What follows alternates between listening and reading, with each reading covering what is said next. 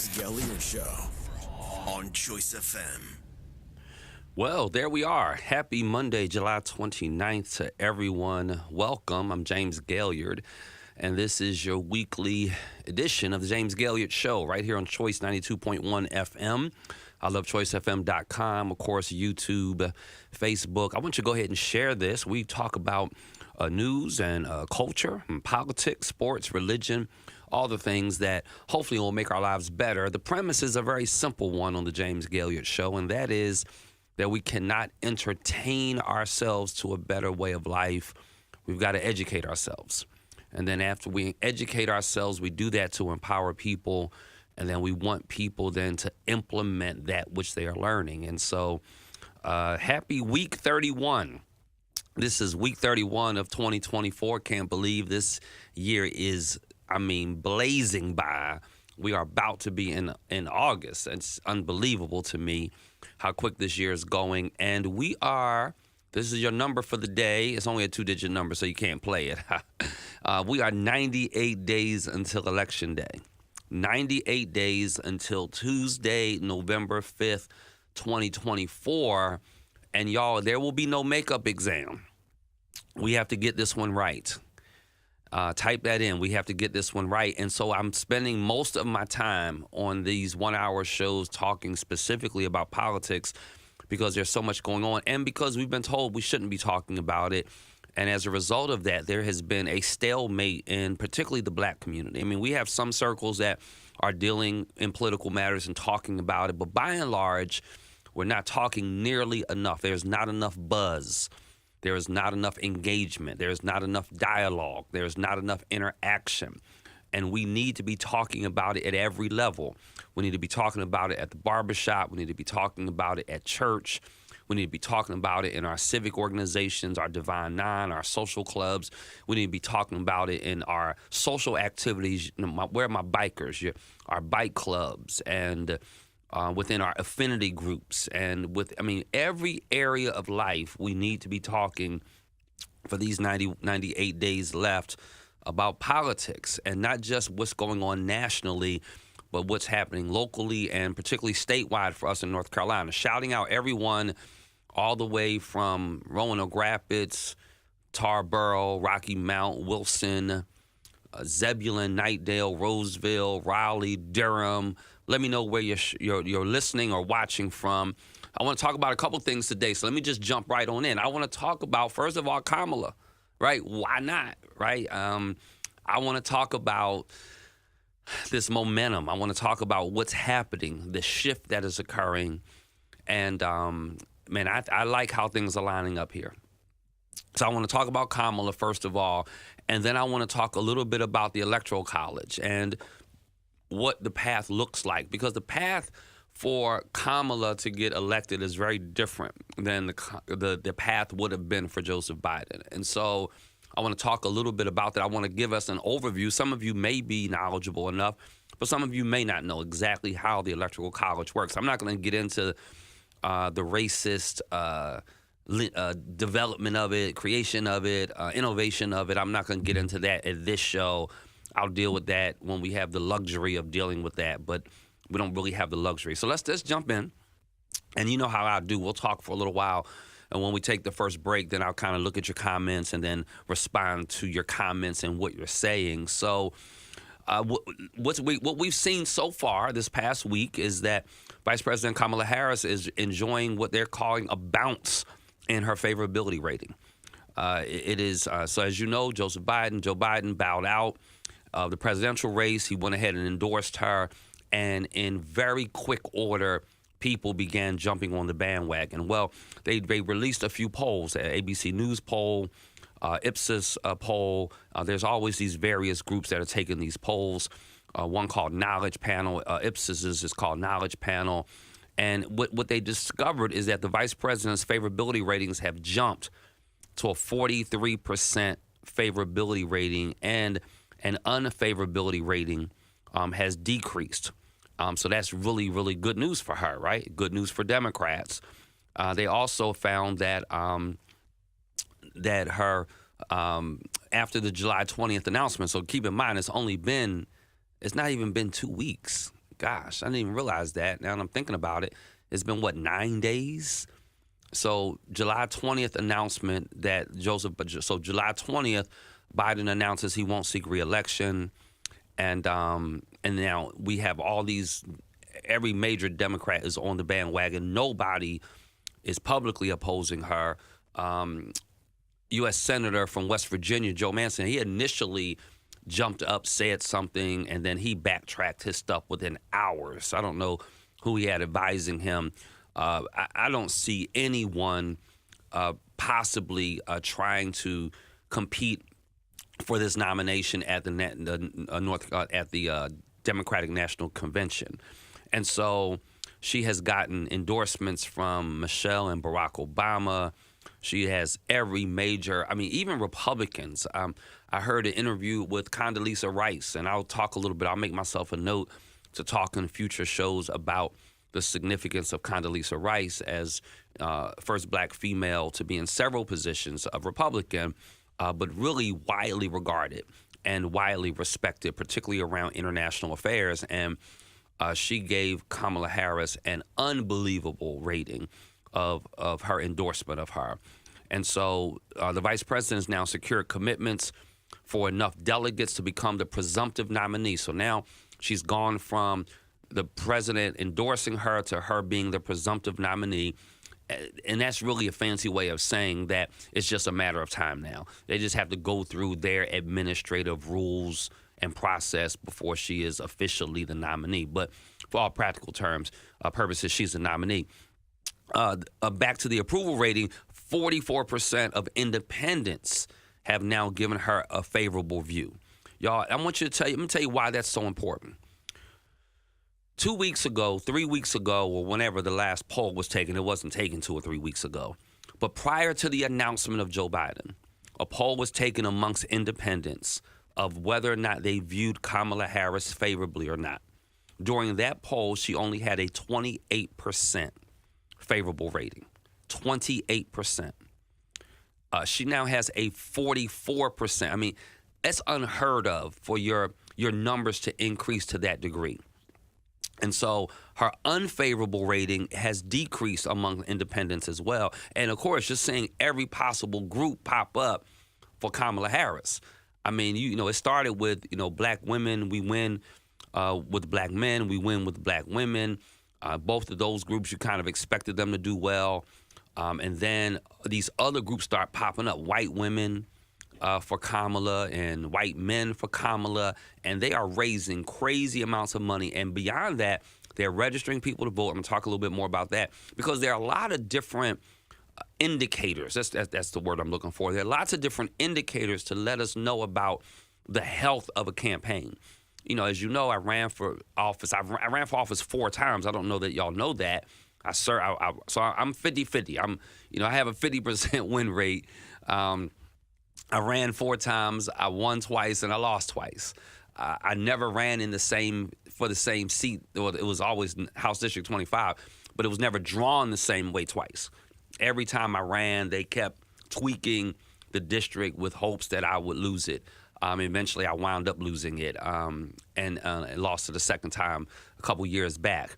What I can tell you is that there are lots of indicators of your health, lots of how healthy your campaign is. It's not just about how much money you're raising. Now, I say about political races the way I say about church when it comes to money. And I know it may sound a little crude to compare running a political race and running a church, but to me, from the money perspective, they're very similar. And this is what they're similar about. Money is not the most important thing in politics, and money is not the most important thing in church. But all of the most important things require money, right? So the ability to raise money, I want to say this, I want to encourage you, if you have not given to a political campaign, I can't tell you who to give to, or I guess I could, but I want you to be thoughtful and prayerful. These elections take money. They're expensive, and I wish there was campaign finance reform, and we'll talk about that at another show, that it wouldn't require this kind of money to run for public office, but the reality is that it does, right? And so the fact that she is raising the kind of money she has raised is a really good indicator. But, She's also, people are being registered to vote. Volunteers are signing up. I mean, there's a lot of first-time, I'll get the data for you in a second, first-time givers to a campaign, which is a huge indication. So her favorability rating is going up so high so quickly. I think, I don't know if y'all remember when Nikki Haley was a Republican nominee, and I'm going to have to find that clip. Don't worry, I'm working on getting some fancy bells and whistle stuff so I can just hit a button and play stuff and show you stuff. So just be patient with me while I develop that out. But there was I was listening to a Nikki Haley speech, and this was when she was running as the Republican nominee a couple months back. And she made an interesting statement. She said, listen, the country doesn't want Biden or Trump. She says, and this is what Nikki Haley said. I think she might have a prophetic gift and don't even realize it. She said, the party, and I don't know if she called them old white men or old men. I can't remember that part of it. But she said, whichever party replaces their nominee first, that's the party that's going to win. Because the truth of the matter is there's a lot of data that polled before Joseph Biden bowed out of the campaign that were called negative negatives. And the negative negatives were that both of them were polling negative. For the most part, no one wanted either one of them, right? And so I think some of what we're seeing with the favorability rating of Kamala Harris is that we finally have someone, we have someone on ballot that's not Trump and it's not Biden. I think that's weighing in her benefit.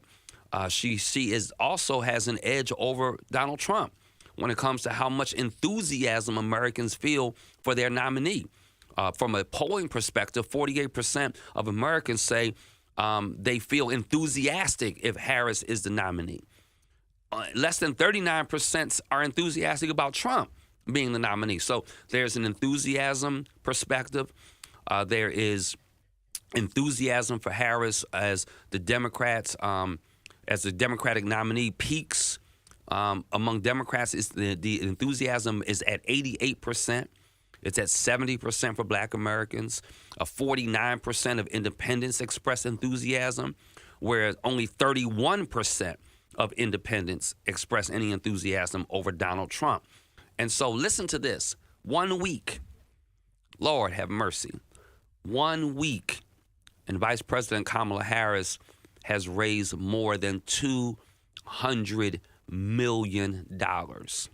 That is wild. I gave already. I'm going to give again. I'm going to give several more times probably. I gave during the We Win with Black Men event that Roland Martin hosted, along with a bunch of other people.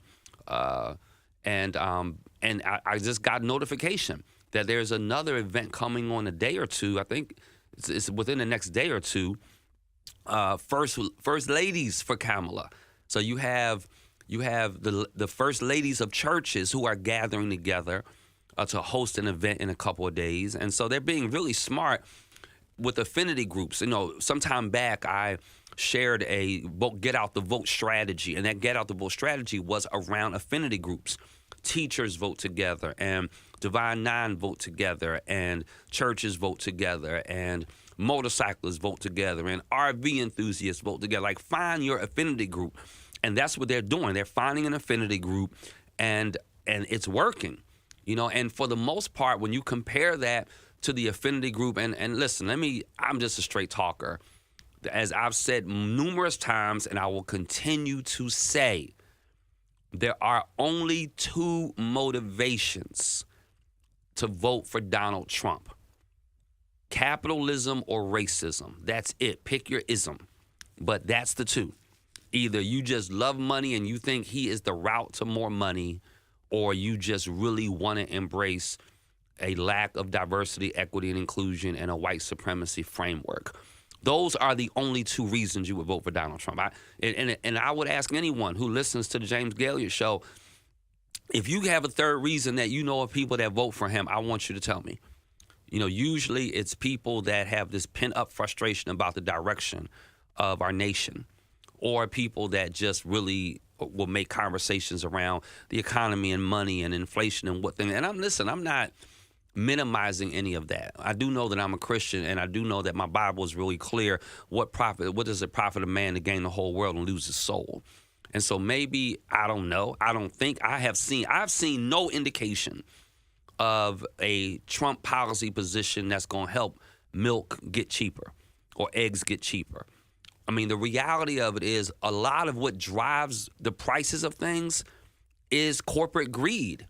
It is this exuberant amount of profit that CEOs and boards of directors bring home to the detriment of the average working person.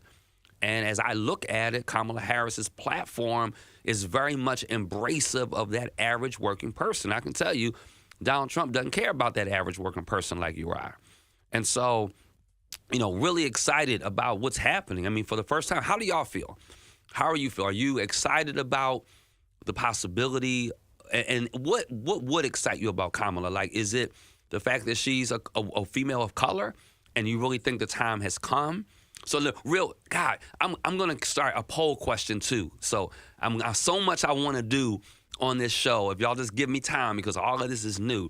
But if I were to have a poll question today, here's my poll question. My poll question is, what excites you most about Kamala Harris? Are you excited because she's not Joe Biden? Or are you excited because she's a female and person of color? What excites you the most? Just like, look, I'm just glad it's not Joe Biden. Or is it like, hey, you know what? It's a female person of color, and that excites me. I'd be curious to know. So if you're watching or listening, if you're on some of my platforms out on YouTube or Facebook, go ahead and type that answer. And you can just type in, either one. Just say A or B. A is I'm excited because she's not Joe Biden. B is I'm excited that she is a female and a person of color. And so what's interesting about these donations, this $200 million. I mean, and let me give you context, because we really work hard on this show to give you the data. We really work hard to push against that narrative of feelings that drives so much of what causes people to vote or come up with decisions from various perspectives. A lot of times we're just in our feelings. And if we would learn to just get out of our feelings, embrace the data, look at the real policy positions, see what decisions people are making. And so let me give you the perspective of why that $200 million is so important. The $200 million, to put it in perspective, is 4 times what Biden's reelection efforts raised in the month of April. And remember, they lag a couple months behind, right? So 4 times what he raised in an entire month. She's raised 4 times more than that in a week. That is major. Let me give you another perspective of this $200 million. When you look at former President Trump and his campaign, they've raised about $112 million in the month of June. So $112 million in all of June, and in 1 week in July, Kamala's campaign raises $200 million. She's going to double him. It's wild. So, and what I think is interesting is 66% of those donations came from first-time donors. Really interesting. So these are what they call fresh dollars to the campaign. You're always looking. I mean, we send a letter out to our church, to our first-time givers. Like, we celebrate first-time givers. I mean, we celebrate all of our givers, right? Thank God for the work that you do in your nonprofits and in your churches so that they can continue doing that good work that they're doing. But when you've got that, so you've got that many people giving for the first time to that degree, that is really significant. In addition, and for those of you who are just joining us, this is James Gailliard. You're watching, listening, the James Gailliard Show right here on Choice 92.1 FM, the People Station. We're on all the platforms, and I want to shout out the brothers at Nash Correction. I got a letter from you guys a couple of days ago telling me that you're listening to the Monday show and how helpful it has been, and how some of you are going to be released by election time, and you're going to be in a position where you're going to be able to vote because you don't have anything. You've met all the requirements, and so you're excited to be able to vote once you get released, and the show has been helping you. So I want to shout out the brothers at Nash Correction. Really glad that you're listening and that you're learning. And so back to back to Kamala. We're talking about Kamala Harris and how well she's doing, what the momentum is, what the fundraising is looking like. In addition to 66% of the people giving for the first time, the campaign has signed up over 170,000 new volunteers. 170,000 new volunteers. And I mean, it's just phenomenal. And so, what say you? Here's the unofficial poll question of the day. What excites you most? Because we've argued that the data suggests that there is excitement around the campaign for Kamala Harris as president. I'm personally excited. I've already written my first check and sent it off, or given my first contribution, sent it off a couple days ago. I was in the airport, as a matter of fact, coming back from Philadelphia. So I gave my first contribution when I got off air last Monday. And I was at the airport, and I was on the Roland Martin call, and with all kinds of personalities, and gave my first contribution there at that point.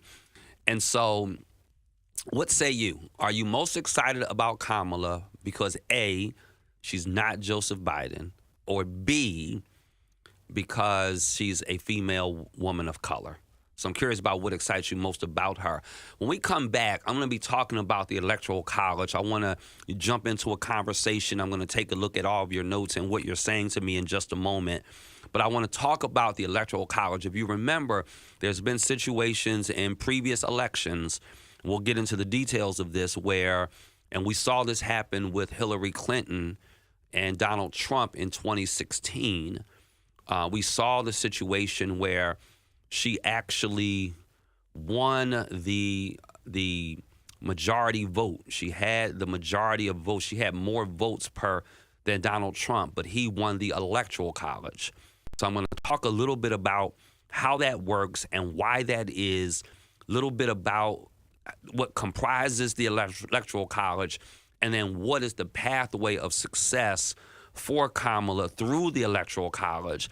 And then after we get done that conversation, I want to just highlight a few things that Trump have said and that J.D. Vance has said in days past. And then if I get to it, I want to talk about the Joe Biden reform proposal to overhaul the U.S. Supreme Court. I love this, and I hope that we can get across the finish line. This is James Gailliard. You're watching and listening to the James Gailliard Show right here on Choice 92.1 FM. Go ahead and share this. We're going to pay some bills, and we'll be right back.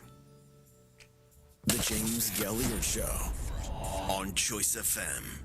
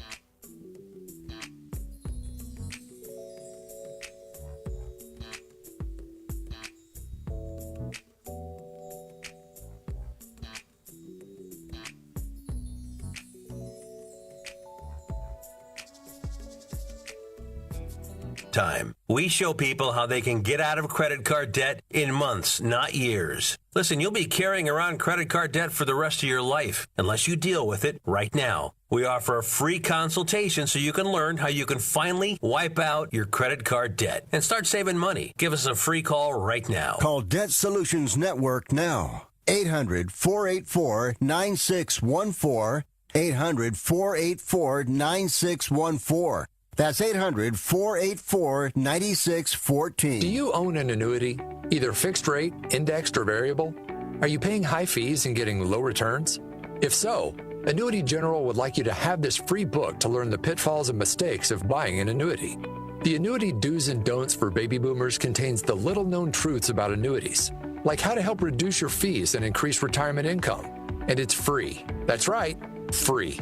As a bonus, we'll also throw in a free annuity rate report just for calling. We researched over 1,000 annuities and summarized rates and benefits from financially strong insurers.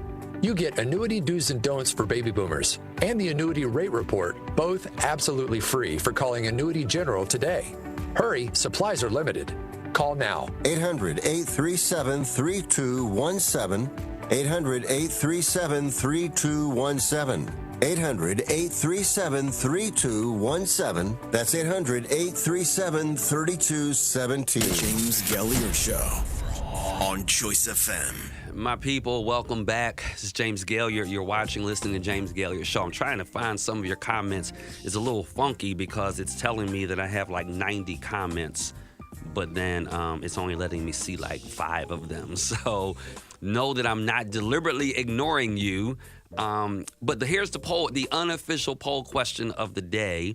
The unofficial poll question of the day is, what excites you? Because we have shown that the data says that there is an enthusiasm regarding Kamala Harris and her nomination, or her impending nomination. She's the presumptive nominee right now.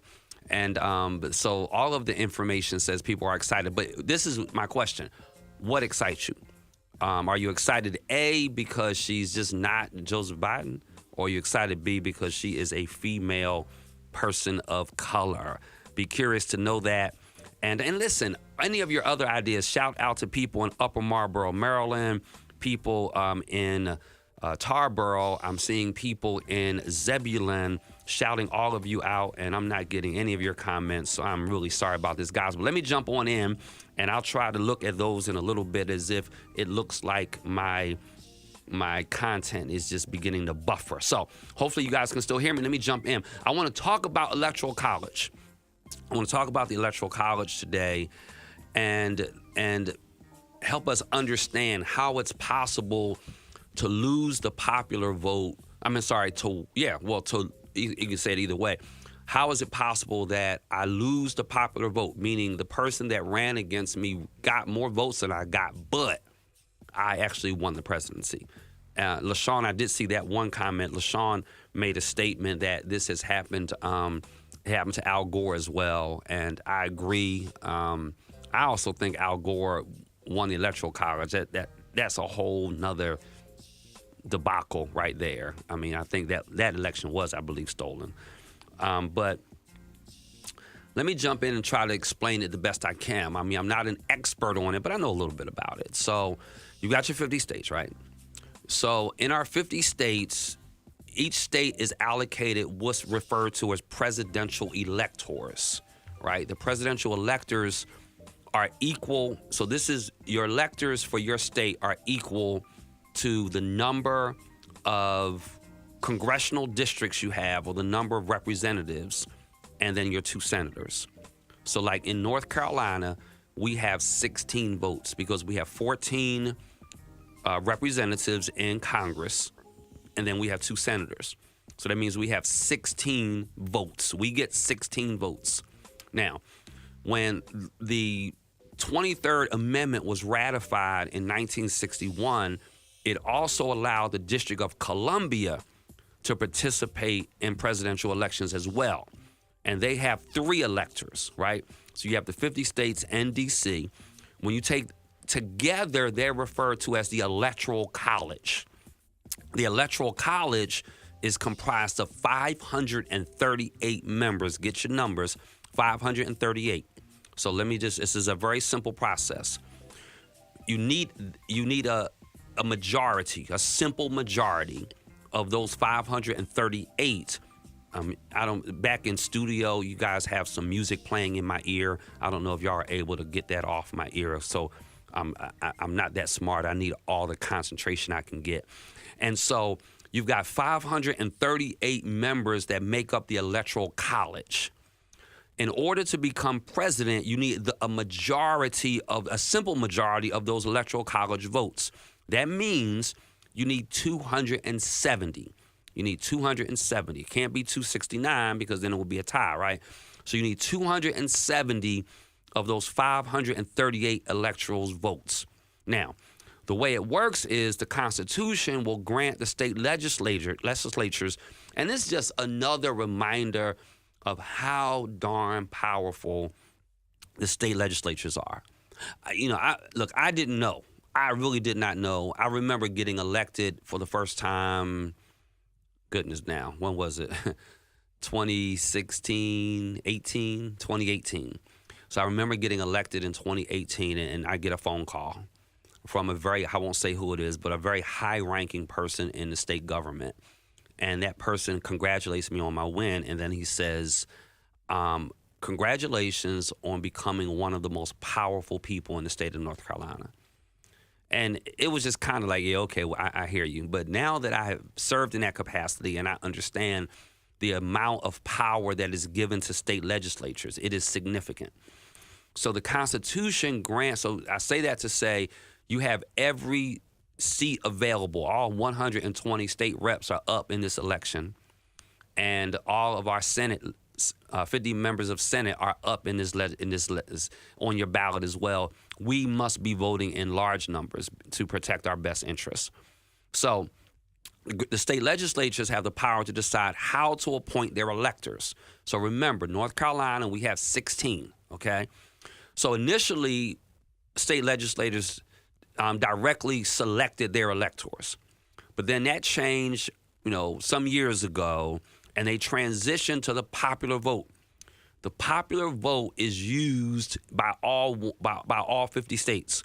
So, in other words, every state awards its electoral votes to the presidential candidate chosen by the state's voters. So, it's a winner-take-all system. So let's say, like historically, I should know this, but I don't. It's been a lot of years since North Carolina has elected, or I shouldn't say elected, but it's been a number of years since a Democrat has won North Carolina in the presidential race. We don't generally win. We don't generally vote for Democrats in North Carolina for president. The closest we got was Barack Obama, I believe, in 2008. We came pretty close, really, really close with the last election with Biden and Trump. Trump only won North Carolina by 75,000 votes. That's not a lot of votes when you consider the millions and millions of votes that are cast. So it's a winner-take-all system. So if you get the majority of the votes, let's just say you get 50.1% of the votes in North Carolina, then you get all 14 of our electoral college votes. You get all 14 of them. And it goes that way state by state, right? You get all there. So all the states are on a winner-take-all system. So they award their electoral votes to the popular vote winner in that state. The only exception, I don't want to get into too much detail with that, but the only exception is Maine and Nebraska. And what Maine and Nebraska do is they award one electoral vote to the popular vote winner. So whoever won the popular vote, they get one electoral vote. And then, based upon congressional districts, they delve out the remaining of their 2 electoral votes. So sometimes, like in Maine or in Nebraska, they wind up splitting their electoral votes among candidates. So this is why you get it. And I don't want to get into a conversation today, but I promise you we will talk about it. I don't want to get in a conversation today about the upside and the bad side of the Electoral College.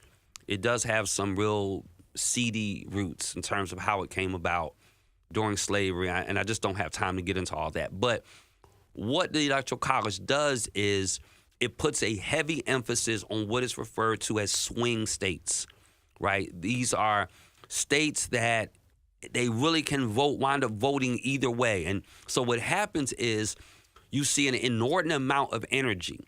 If you have a really, really super conservative state, like let's just say a super liberal state like California. Like California, we know they're going to vote Democrat, right? You take a place like Utah, they're going to vote Republican. So those electoral votes are kind of already in the bag. So every state, y'all got the math? Every state, and on a future show, I'll go through state by state real quickly or give y'all a map. And again, I'm going to have that fancy device one day. I'm going to hit it, and boom, it's going to be right up in front of y'all. And so every state has these electoral college votes. We have 16 of them. Whoever gets to 271st becomes the president of the United States. And so that's so. And so you're saying, well, how can that be if they win the popular vote, but then they still wind up losing the White House? Well, keep in mind that you could win, let's say California or Texas or New York. Those are such big population centers, right? Florida, these are big population centers. So you could wind up winning, by a 250,000 or even 1 million votes in, say, California, but it's still a limited number of electoral college votes they have. It doesn't matter if you win by 1 or by 1 million more, you're still going to get the same number of electoral college votes. So we have 16 up for grabs. Now, let's talk a little bit about this in detail, because I want you to understand when you start watching things and you start hearing about states that shift or states that flip. So when part of the reason Biden determined not to run is because the data said he was losing in every battleground state. What's significant, so a battleground state is that swing state. It's that flip state. It's that state that is really on the margin that could go either way. And there are some states that you just have to get these votes, these electoral college votes, for the math to be mathing. So Arizona, Georgia, Michigan, Pennsylvania, Wisconsin. We'll talk about North Carolina in a second, and this will go to the vice presidential pick as well. So those were the states in the last election that Biden flipped. The previous election, Trump won. So Arizona, Georgia, Michigan, Pennsylvania, Wisconsin, all of them, but Biden flipped them all. Now, this is what's interesting. Because North Carolina is growing so rapidly, and you have to realize that when people move here, we add 75 to 100,000 people a year to North Carolina. It's one of the fastest growing states. That's why we now have 14 electoral college votes. That's another really, really important factor, right? Because we're now inching up in terms of our electoral college vote and how much more significant we become. So because Wisconsin is, gaining, so we've got 16 votes. Now, let me understand what that means. Wisconsin is a battleground state, but they only have 10 electoral college votes. Michigan, they only have 15. So now, see, the last election, we didn't have 16, we only had 15, but because of our population growth, we added a congressional district, which means we also added an electoral college vote. So now we have more than Michigan does. Michigan, has been a real big player in these elections. So we're growing so significantly. So keep in mind, Trump carried North Carolina by 70,000 votes. There were 5.5 million votes cast in 2020. And it was a considerably smaller win margin than in 2016. So when Democrats are looking at, 2016, we had North Carolina with no problem. 2020, we won it, but we barely won it. Now you have a new candidate in Kamala Harris. You have a state that has grown. And remember this, when the state grows, oftentimes people are leaving New York. They're leaving the DMV because they were retired, from the Pentagon or something. They're leaving California, right? So they come to a place like North Carolina. They're working for Apple. They're working for some of these major tech companies. Many times can have some democratic leanings. So now you have this big population of people that are, he only wins about 75,000 votes. That was 4 years ago. We have probably, I'm going to get this exact data for this, but if I had to take an educated guess, I would say since the 2020 election, we have probably added, I'm going to say 200,000 people to North Carolina. I think it's more than that, actually. 4 years, I think it's probably more like 400,000 people. We've added 300,000 to 400,000 people, I bet, since 2020. He only won it by 75,000. If many of those people are registered Democrats or independents, are a little more purple, a little more blue-leaning, it puts North Carolina in play. It puts North Carolina in play while it now has an increase in electoral college votes. And it puts it in play while the potential vice presidential pick is the governor of that state, Roy Cooper.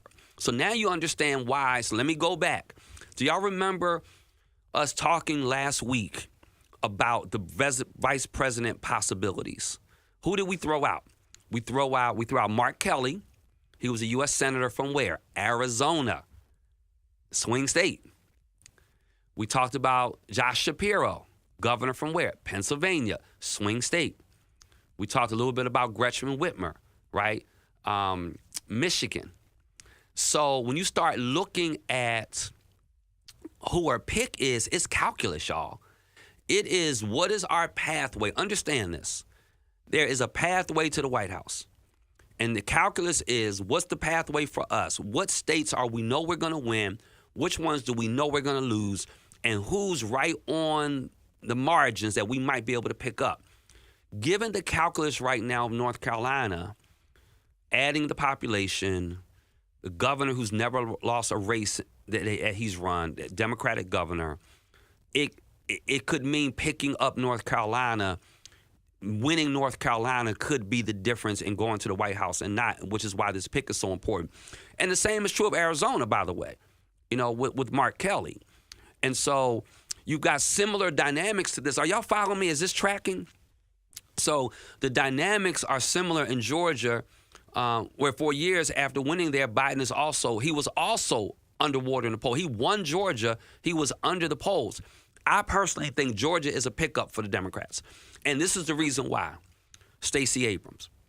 Stacey Abrams worked so hard to get the vote out, to mobilize people. And now there's a black woman on ballot. I really think Kamala Harris is going to really enhance black turnout in a way that we've not seen before. I think that when that happens, there's a lot of places in play. We also know by the data that when we talk about Arizona and Nevada, you got to remember, when you start talking about these border states, then that means a very high percentage of Latino voters. And so now you're talking about Arizona and Nevada, where 30% of the residents are Latino, right? Historically, being from California, Kamala has done very well in terms of performance and turnout of Latino voters. So, and she can't do worse than Biden was doing on the polls, because Biden and Trump were essentially tied for the Hispanic voter turnout, which is massive difference than 2020. I want you to hear this. Just so you know how far this campaign was tanking before Kamala, and I have a moral to all this. I think black people can save America. It would be very Freudian, ironic. The black turnout can save America. We can save the morality of America. 2020, Joe Biden is outpacing Trump by 21 points amongst Hispanic voters. 21 points. 2020. 2024, they're about tied. That's how far. Now you've got a candidate on ballot who does well with those voters, on every campaign, statewide, as California Attorney General and as U.S. Senate, she did very, very well against those voters. And so when you start looking at the swing states, we're back talking about the Electoral College. when you start looking at the swing states, and I'm going to see if I can get to your comments now because I wasn't able to get to them before. Still buffering for some reason. I don't know what's going on, guys. We got to work this stuff out for me. When we start looking at the Electoral College, we have Wisconsin that is right now polling +1 for Trump. You have Michigan and Pennsylvania, which are tied. So the calculus then, do I need the governor of Pennsylvania to get me to win Pennsylvania, or can he remain governor? I think he has to remain governor. Because the moment you run for president, there's some people that voted for him for governor that he's automatically going to lose favor with. I think Shapiro stays governor of Pennsylvania and just delivers Pennsylvania. And he can get rewarded with a cabinet position or something within the cabinet. But I think Gretchen Whitmer, I'm a fan of hers in Michigan. I don't think the world is ready for a female president and vice president on ticket. So she's off my list for that reason. Senator Mark Kelly in Arizona, it's a hard call for me. It's a hard call for me because I like him. I think he would do really, really well debating J.D. Vance, but I just don't know what will happen. I'm getting some of your comments now, so not a whole lot though. As we are excited about the Democratic Party and a lot of numbers are publicized, we can't forget that Trump will also have a plan that isn't publicized. That's correct. And Elon Musk is supporting a great deal of amount of money to him. I'm going to confirm those numbers. He says, I believe Obama won North Carolina in 2008 by a small margin. Okay, Max, I'll double check that. You may be right. Probably are right. And so we typically do not vote for Democratic presidents in North Carolina. North Carolina is winnable. I agree. We need to vote. I agree. Team Roy Cooper all day, Bronson. You are right. And so that's about all the comments I'm seeing, guys. I'm sorry about that. Let me jump on in. So tied in Pennsylvania, that will be one path. The second path is Nevada, Arizona, Georgia, and North Carolina. See, remember, I mean, this is what's crazy about the Electoral College. You got what? 1, 2, 3, 4, 5. You got 1, 2, 3, 4, 5, 6, 7 or 8 states that the campaign has to target. I mean, all these other states are they're going to do what they're going to do. The other path for Kamala is North Carolina. I think she can pick up Georgia. I think she can pick up North Carolina. I think she can pick up Arizona, and I think she can pick up Nevada just because of her influence out in that part of the country. And I think that's her path for victory. The issue becomes, is Roy Cooper more valuable to her as governor of North Carolina and to produce the vote and get rewarded after the fact, or is he more valuable as the vice presidential pick? I personally think he's more valuable as the vice president pick. And so because of that, my vote is still Roy Cooper. So this is James Gailliard, and you're listening to the James Gailliard Show. We've talked about Kamala and her momentum and why, and some of the data. We've talked about the Electoral College and the route to 270 and what that process looks like and how the Electoral College works. Let me shift gears and get your opinion about a recent Donald Trump. Let's talk about the other side of the ticket. The other side of the ticket, Donald Trump, J.D. Vance. Let's talk about them for just a moment. What was your opinion when Trump urged Christians to turn out ahead of Election Day, saying it's the most important election ever, and we always say that, and this is really true. But then he said, if elected, your Christian-related concerns, quote unquote, will be fixed so much that you'll never need to be politically engaged. And then here's the quote. You won't have to do it anymore. 4 more years, you know what? It'll be fixed. It'll be fine. You won't have to vote anymore, my beautiful Christians. That's the exact quote. What is your thought about that? Is that just him being a bad orator and not having speech writers and not being as extemporaneous on his feet and good as he needs to be? Or do you really think it is a level of narcissism and arrogance that says, look, I want to be a dictator of this nation. You elect me, I'm going to put every system in place to be able to to do that, to be the dictator, to be the king of the United States. I'm wondering what people are saying, what people are thinking about that comment. He also promised, by the way, in that speech, to create an anti-Christian bias federal task force. He also said he would defund schools that push critical race theory, transgender insanity, he called it, and other inappropriate racial, sexual, political content onto the lives of our children. Listen, you may not agree with people's lifestyle, but you don't get to act like they don't exist. You can disagree with them morally. You can disagree with them religiously.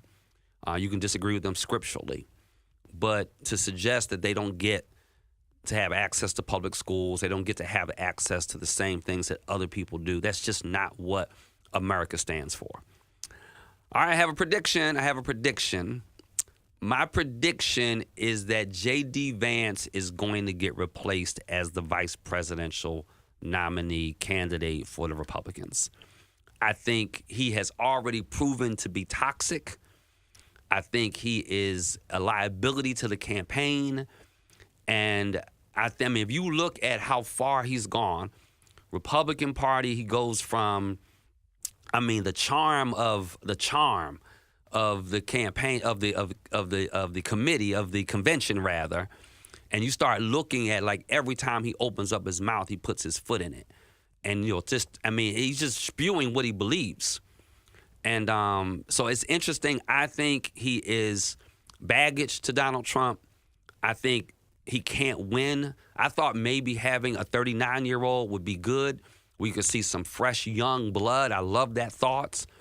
But when he starts making comments about people not having children and being cat ladies, and a really interesting dynamic about how the nuclear family is viewed, but more importantly, how other people who have opted not to have children, or maybe biologically, or just in terms of their desire because of their experiences, have chosen not to have children. I really think that there is an outlash that's going to rise up there that the Republicans cannot overcome. And I don't think it's possible for them to keep them on ballot. So I'm making a prediction that J.D. Vance is going to be replaced on ticket. This is James Gailliard. You're watching James Gailliard Show. I got to pay one last bill. I'm going to take a quick break, and I'm going to wrap up just a real quick conversation about some U.S. Supreme Court changes that Joseph Biden is making a recommendation for. We'll be right back. The James Gailliard Show on Choice FM. If you missed the James Gailliard Show on Choice FM, here's what you missed. So a couple things about Governor Roy Cooper. First of all, I don't think he's ever lost a political race. So he started in the State House. He went to the State Senate. He went to the Attorney General's office. I think he was in the Attorney General's office for like 16 years or something crazy. And so 16 years as Attorney General, State Senate, State House. He's a guy that I would keep my eyes on if I were you guys in the media. So I think, and this is the thing I know about Roy Cooper, he has never stopped raising money. So he's still raising money. I told you how let me tell you how these political connections work. Kamala Harris was Attorney General in California. She was Attorney General in California when Roy Cooper was Attorney General for North Carolina. So they worked together amongst Attorney Generals in that association of Attorney Generals as Democratic Attorney General. I think it is entirely possible that Roy Cooper is selected as the Vice Presidential. The James Gailliard Show on Choice FM. Have you been injured in an auto accident or injured on the job? I'm Nicole Cotton with the Cotton Law Firm. Choose the Cotton Law Firm. We'll use our 15 years of experience to get you the results you deserve. Pick Cotton at cottonlawfirm.com. We're no softies. Locations in Fayetteville, Durham, now in Rocky Mount. Serving injured parties in all 100 counties of North Carolina. Cottonlawfirm.com. That's cottonlawfirm.com. Hablamos Español. KURN News. I'm Ebony McMorris. Previously agreed upon September 10th debate. He agreed to that previously. Now it appears he's backpedaling.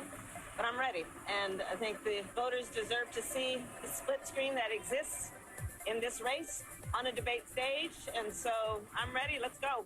Trump's campaign announced that they will not commit to a debate with Vice President Kamala Harris until she is officially confirmed as a Democratic nominee for president. Now, the decision follows Harris's challenge, where you heard her expressing readiness for the previously scheduled September debate, highlighting the need for voters to see the differences clearly. Trump's campaign stated that committing now would be premature as Harris's nomination isn't finalized. Harris responded on social media questioning Trump's commitment to debate anytime, any place. With President Biden stepping down and endorsing Harris, the Democrats are expected to confirm her nomination by August 7th. For AURN News, I'm Ebony McMorris. The James Gailliard Show. Well, welcome back, y'all. We're wrapping this up today. I wanted to fact check and get Max's comment. He's correct. Barack Obama did win in 2008. But we've yet to get a Democrat to get 50% of the vote in North Carolina. Barack got 49.7% of the vote to 49.3%, or almost 49.4%, literally a 0.3% margin. Obama won over John McCain in North Carolina, picked up the 15, then it was the 15 electoral college votes. Remember, we have 16 now because the state is growing. 2.14 million compared to 2.12 million. Unbelievable numbers. North Carolina is indeed a toss-up state. I believe it's a swing state. I believe, and let me tell you what I believe, y'all. I believe the way to win North Carolina is Rocky Mount East. We win North Carolina if we vote in the East. This could change the landscape of rural eastern North Carolina because the data is not going to lie. And when you look statewide, Durham is going to do what it's going to do. Charlotte is going to do what it's going to do. When we look at some of the outliers sitting on the sideline, they're in small little towns. They're in Scotland Neck. They're in Princeville. They're in Wilson. They're in Rocky Mount. They're in Nashville and Spring Hope. When we start picking up Roanoke Rapids, we start picking up Bertie County, we start picking up these communities, we turn out a higher percentage vote, and I want you to hear this, and win North Carolina. The data is going to prove that the East won North Carolina. I believe Roy Cooper will be the vice presidential nominee. He'll be right there at the White House with the president. They're going to know that their path to get there was North Carolina. They're going to know because the data is going to tell them that the people in the East, the people that are listening to this show, are the ones that turned out at a much higher rate to make it happen. And we're going to see federal dollars coming into these communities. We're going to see infrastructure like we've never seen. We're going to see telehealth. We're going to see an increase in public school funding. We're going to see a change in our communities with this election. It can change in one election. And so I want to encourage you to vote. I want to encourage you to stay tuned in. I want to encourage you to stay knowledgeable about what's happening. Next week, y'all, I want to talk about President Joe Biden's reform proposal to overhaul the U.S. Supreme Court. I love this. He's also, and I love this. This is leadership. He's calling for a constitutional amendment. What do you think about this? Declaring that presidents do not have immunity from criminal prosecution. I love it. So he's basically saying, I don't care what the Supreme Court just said, let the people decide. He's saying there should be term limits on Supreme Court justices. I have shared this on other shows. I am an advocate of term limits. I'm an advocate of aging out. In North Carolina, you have to age off the bench at 72. Clarence Thomas is 76. How is it that you have to retire? Judge Tony Brown coming off because he's about to age out. Quentin Sumner aged out. You know, judges that we know did a great job for our community. They had to age out in North Carolina from the district court bench at 72. Clarence Thomas is 76 on the U.S. Supreme Court. Samuel Alito is 74. So, yes, I believe you need to put a cap on age, and I believe there should be a term limit. I'm going to talk about some of this next week on the show. I'm going to try to catch up with your comments off air. This is what I want to ask you to do. Share the information. Ask me questions. Tell me what you want me talking about. I'm James Gailliard. This is the James Gailliard Show.